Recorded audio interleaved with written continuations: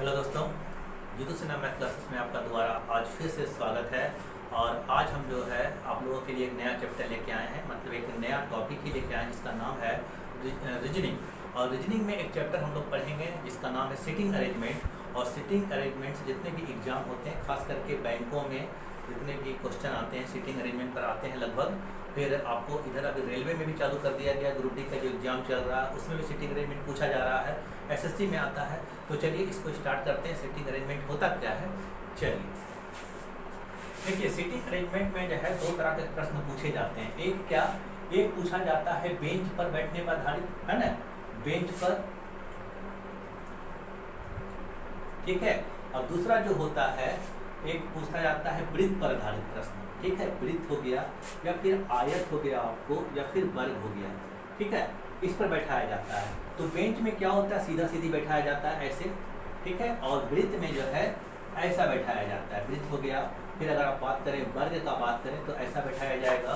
फिर अगर रेक्टेंगल का बात करें यानी आयत का बात करें तो इस पर बैठाया जाएगा। तो इसका सबसे पहले इसको पढ़ने के लिए आपको सबसे पहले जानना पड़ेगा कि आपका दायां और बायां किधर है।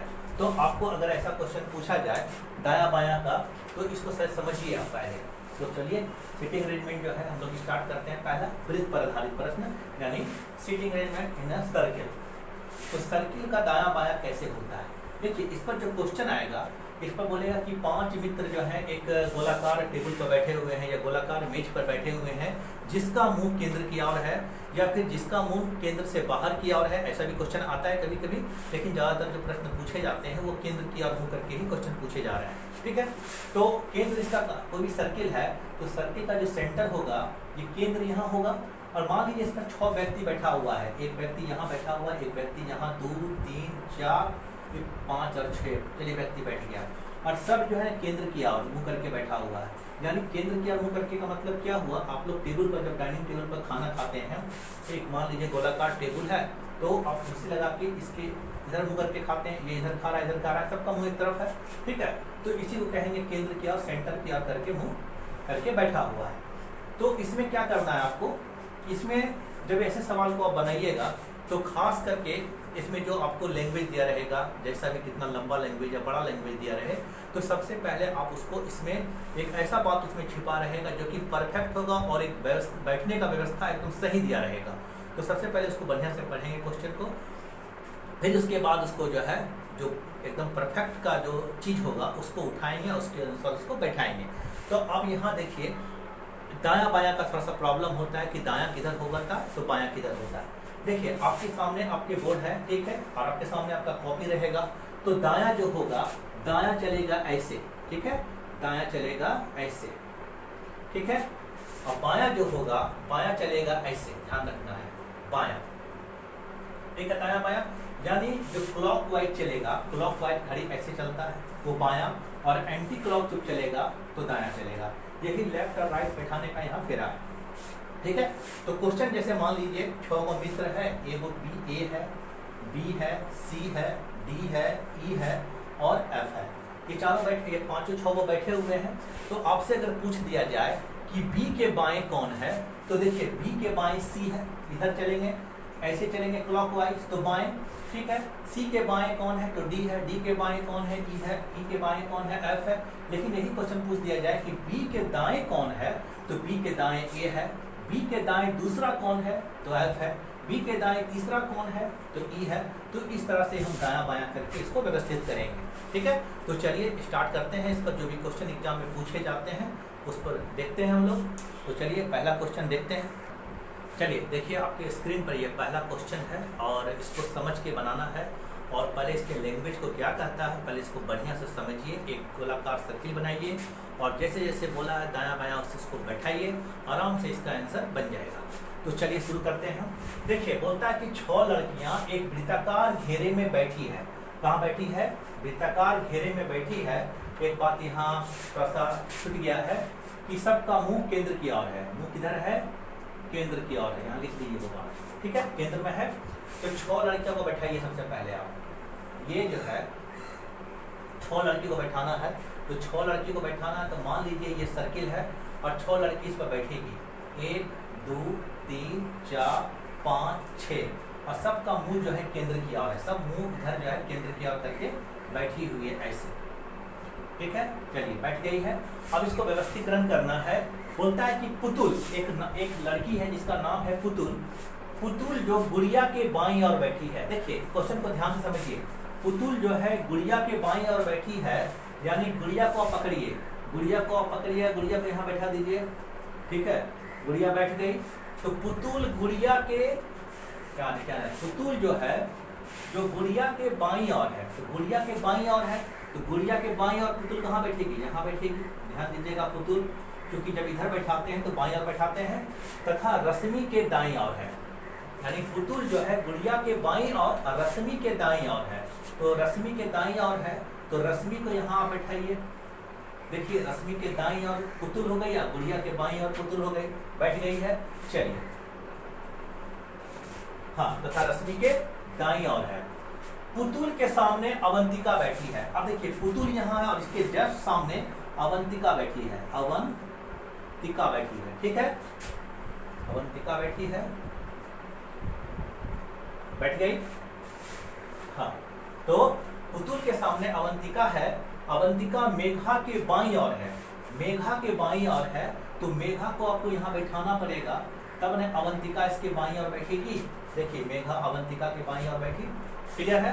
अवंतिका मेघा के बाईं ओर है तथा मधु के दाईं ओर है। अवंतिका जो है मधु के दाईं ओर है, तो मधु के दाईं ओर देखिए अवंतिका बैठ गई और मेघा के बाईं ओर बैठ गई, और ये छो जो है अपना अपना स्थान ग्रहण कर ली है।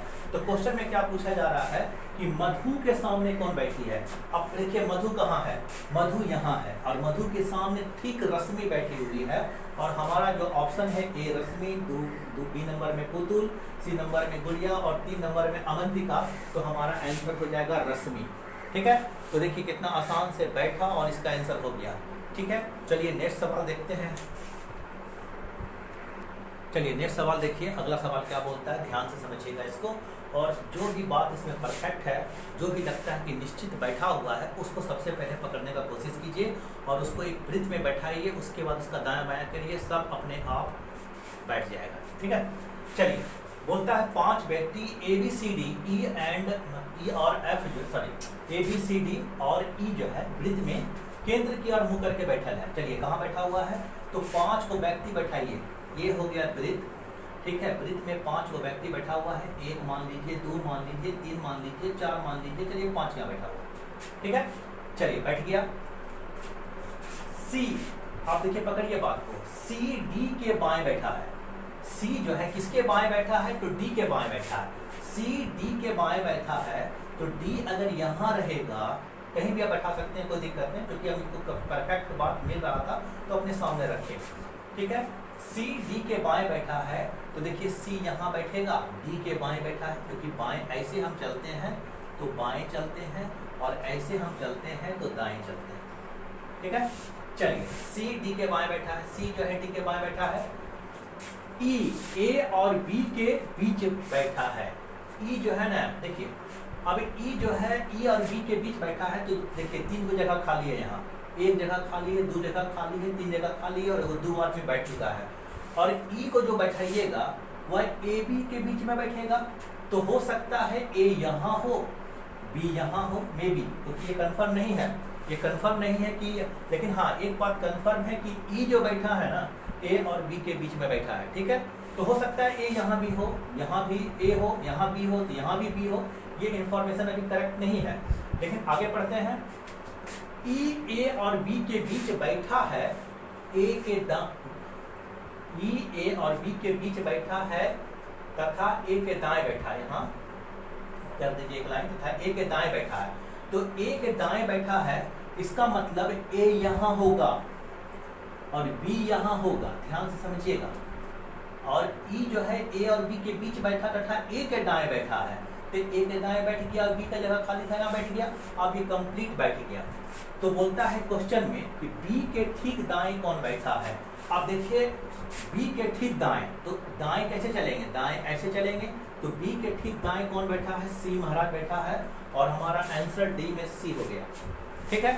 तो इस तरह से क्वेश्चन को हम लोग आराम से बैठा के और इसका आंसर ला सकते हैं। तो चलिए अगला क्वेश्चन भी देखते हैं, दूसरे टाइप का क्वेश्चन इसी में रखेंगे। चलिए देखिए अगला जो सवाल है बहुत ही अच्छा सवाल है और बहुत ही इंपॉर्टेंट सवाल है आप लोगों के लिए, क्योंकि ये थोड़ा सा घुमाया हुआ है, लेकिन आप इसको घुमा देना है आपको इसको, ठीक है, घुमा के इसको बैठा देना है। चलिए क्वेश्चन में क्या बोलता है, ध्यान से पढ़िएगा, बहुत ही बेहतरीन क्वेश्चन।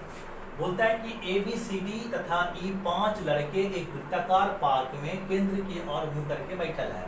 चलिए अब 5 गो आदमी को बैठाइए, देखिए ध्यान से देखिएगा, 5 को बैठा हुआ, ठीक है। अभी 5 को हम पकड़ेंगे नहीं, इसलिए क्योंकि यहाँ थोड़ा सा डायरेक्शन का टेस्ट दे दिया गया, ठीक है।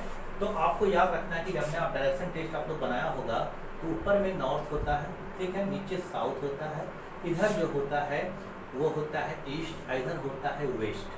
आपको यही सेंस को यहाँ लगा देना है, ठीक है। तो देखिए आप अगर यही सेंस को यहाँ लगाइएगा तो कुछ ऐसा हो जाएगा, ठीक है, यहाँ ध्यान दीजिएगा, ऊपर वाला नॉर्थ हो जाएगा, नीचे वाला साउथ हो जाएगा, इधर वाला ईस्ट हो जाएगा और इधर वाला वेस्ट हो जाएगा। देखिए इसको यहाँ जस्ट हम बैठा दिए, ठीक है। चलिए आप क्वेश्चन को पकड़िए। अब देखिए ये दोनों के बीच का जो दिशा होगा वो क्या होगा, नॉर्थ ईस्ट का दिशा होगा। ये दोनों का बीच का जो दिशा होगा यानी ये दिशा जो चलेगा, ये दिशा नॉर्थ ईस्ट का चलेगा, ये दिशा जो चलेगा वह ईस्ट और साउथ का चलेगा, ये दिशा जो चलेगा वो वेस्ट और साउथ का चलेगा, और ये दिशा जो चलेगा वेस्ट और नॉर्थ का चलेगा, ठीक है। ये आपने इसको डायरेक्शन टेस्ट में हम लोग फिर से पढ़ेंगे, ठीक है। चलिए ये चैप्टर ही अलग है डायरेक्शन टेस्ट। चलिए पहले हम लोग यहाँ सिर्फ अरेंजमेंट को देख रहे हैं। अब ध्यान से समझिएगा, बोला जा रहा है कि ए का मुंह दक्षिण पश्चिम दिशा में है। देखिए दक्षिण पश्चिम दिशा कौन सा होगा, दक्षिण पश्चिम दिशा। देखिए तो ये हो गया पश्चिम, वेस्ट को पश्चिम बोलते हैं, ये हो गया दक्षिण, ठीक है। तो ए का जो मुंह है ना, इसका मुंह, ए का मुंह दक्षिण पश्चिम दिशा में है, इसका मतलब है ए महाराज यहाँ पर ही बैठा हुआ है, तब दक्षिण पश्चिम देख रहा है। देखिएगा ध्यान से, ए का मुंह है दक्षिण पश्चिम दिशा में, दक्षिण पश्चिम दिशा में ए यहाँ कोना पर बैठा हुआ है, ठीक है। चलिए ये बात हो गया। डी का मुंह दक्षिण पूर्व दिशा में है। अब दक्षिण पूर्व का दिशा देखिए, दक्षिण, ए का मुंह, पहले क्या था क्वेश्चन फिर से देखिए, डी का मुंह दक्षिण पूर्व दिशा में है, कहाँ चलेगा कुछ, हाँ, ए का मुंह दक्षिण पश्चिम दिशा में है, तो दक्षिण पश्चिम दिशा तो यही हो गया दक्षिण, और ये पश्चिम इधर बैठा हुआ है। डी का मुंह दक्षिण पूर्व दिशा में है, डी का मुंह दक्षिण पूर्व दिशा में है, तो डी का मुंह जो है दक्षिण पूर्व दिशा में है, तो दक्षिण पूर्व का दिशा यही होगा, दक्षिण और पूर्व का दिशा यहाँ होगा, तो डी महाराज यहाँ बैठेगा, तो दक्षिण पूर्व को देखेगा, देखिए दक्षिण, दक्षिण और पूर्व का ये डायरेक्शन में चलेगा, ठीक है। डी बैठ गया, चलिए डी को बैठाइए आराम से। उसके बाद बी तथा ई क्रमशः ए और डी के ठीक सामने है, यानी बी किसके सामने है, ए के सामने है, यहाँ बी बैठेगा, ठीक है। बी तथा ई, ए और डी के सामने है, तो ई के कर सामने होगा, तो ई जो होगा बी ए के सामने और ई जो है डी के सामने, ठीक है। तो ई यहाँ होगा, देखिए ध्यान से, ये डायरेक्शन है, इसको अलग रखिए, ठीक है, बैठ गया। उसके बाद ए और डी के ठीक सामने, ठीक है, बैठ गया है, तथा सी डी और बी के बीच में समान दूरी पे बैठा हुआ है।